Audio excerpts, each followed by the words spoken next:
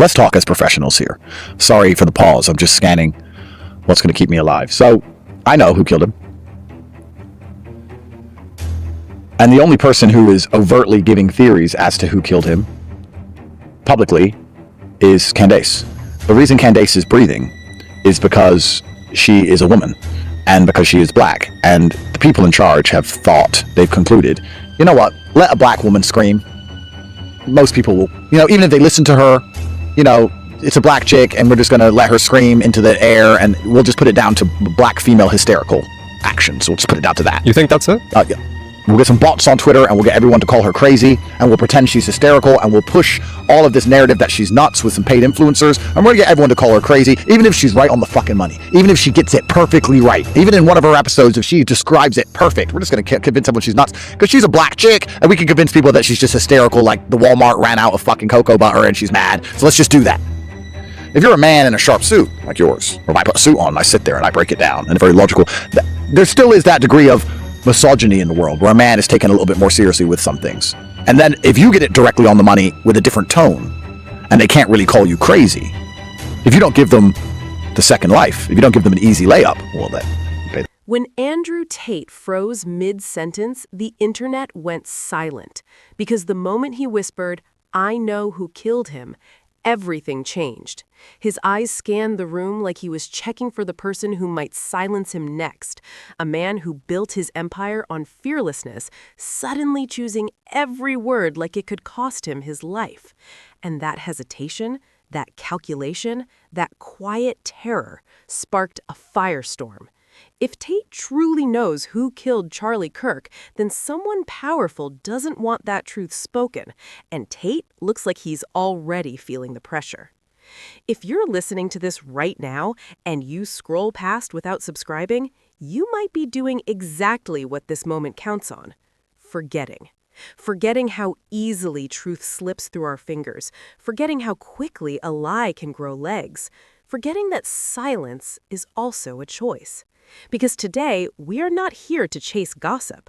We are here to confront a moment that exposed how fragile our attention has become and how dangerous that can be. A single sentence, a pause, a look into the camera, and millions of people stopped breathing at the same time. I know who killed him. Those words didn't just go viral, they detonated across the internet. And what happened next should make every single one of us deeply uncomfortable.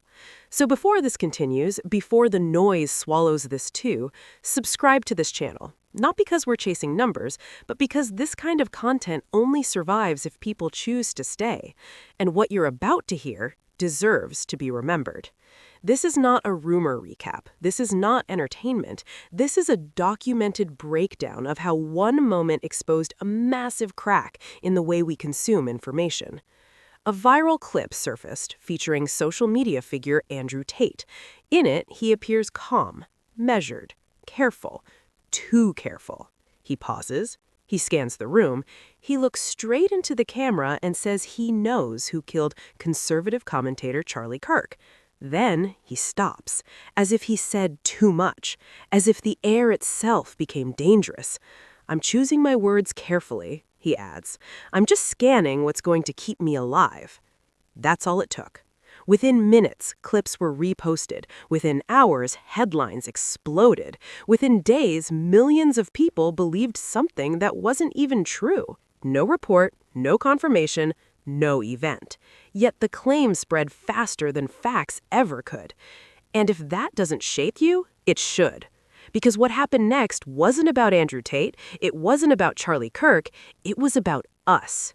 Algorithms did what they always do. They rewarded fear. They rewarded confusion. They rewarded outrage. People didn't ask questions, they shared. People didn't verify, they reacted. People didn't wait, they rushed to be first. And somewhere in that chaos, responsibility vanished. This is how misinformation wins, not because it's convincing, but because it's fast. And the internet does not reward patience. So ask yourself, and don't skip this part, when was the last time you stopped to check if something was real before hitting share? When was the last time you paused long enough to ask, who benefits if I believe this? Because in this moment, millions didn't. What makes this clip so powerful isn't what was said, it's what was implied. The pause, the hesitation, the suggestion that there are things we are not allowed to know. That suggestion is addictive. It makes people feel like insiders, like they're part of something hidden, like they're awake while everyone else is blind. And that feeling is more powerful than truth. It spreads faster, it sticks longer, it's harder to undo. And the guilt? The guilt belongs to all of us who didn't slow it down. News outlets rushed to report the clip, not to confirm it, but to capitalize on it. Social platforms amplified it. Creators reacted to reactions of reactions. The loop fed itself. And nobody stopped to say, wait, this doesn't make sense. Because in the attention economy, sense doesn't pay. Emotion does. Fear does. Shock does. And that's the trap. Now let me ask you something, and don't look away. If a single sentence with zero evidence can convince millions of people that someone is dead, what else are we believing without question? What else are we sharing without thinking? What else are we allowing to shape our reality? This isn't about one clip. This is about a system that rewards the loudest voice, not the most accurate one. And the cost? Trust, credibility, and eventually, truth itself. That's why this channel exists, not to scream louder, but to slow things down, not to manipulate, but to document, not to tell you what to think, but to remind you how to think. And if you value that, if you want more of this kind of breakdown, subscribe right now, because every subscription tells the algorithm that thoughtful content matters. Let's go deeper. Why did this claim land so hard? Because it came from someone people expect chaos from. And when chaos suddenly sounds controlled, people listen. The calm delivery made it feel credible. The pause made it feel dangerous. The silence made it feel forbidden. It was performance, whether intentional or not, and performance is the language of the internet. But here's the uncomfortable truth. When we reward performance over proof, we become participants, and participation has consequences. The backlash was instant. People demanded answers. Others defended the claim. Some accused media of hiding something. Others accused everyone else of being sheep. And the noise grew so loud that the original fact that nothing had happened was almost impossible to hear. That's the real damage, not the claim itself, but the confusion it left behind. Confusion lingers, confusion mutates, confusion returns in different forms, and it will happen again unless we learn from this. So here's the moment of guilt, and it's necessary. If you watched clips like this and felt a rush, if you shared without checking, if you commented without knowing, if you believed before verifying, that's not stupidity. That's being human. But staying there, that's a choice. And this channel exists to help you make a different one. Subscribe, not later, not after the video, right now. Because the next viral moment is already forming. And when it hits, you'll either be ready or swept away with everyone else. We live in an era where truth needs defenders, not spectators, where attention is currency and silence is permission, where every pause, every word, every clip can reshape reality. And what happened here was a warning, not about Andrew Tate, not about Charlie Kirk, but about the speed at which we're losing control of the narrative. And if we don't slow it down, someone else will shape it for us. Stay with this channel, subscribe, share this with someone who scrolls too fast, and remember, the next time a clip stops you in your tracks, pause longer than the algorithm wants you to, because truth needs time, and time is the one thing the internet never gives us. And this is where the sequence becomes impossible to ignore, because after the clip spread, after the outrage peaked, after the confusion took over timelines, something far more uncomfortable happened. People moved on. Not because it was resolved, not because it was clarified, but because the internet found something newer to look at. And that should bother you, because unresolved confusion doesn't disappear. It waits. It sits quietly. It reshapes opinions in the background. And when we finally notice it, It's already too late. Fact checks began to surface, carefully written, quietly published, shared by almost no one.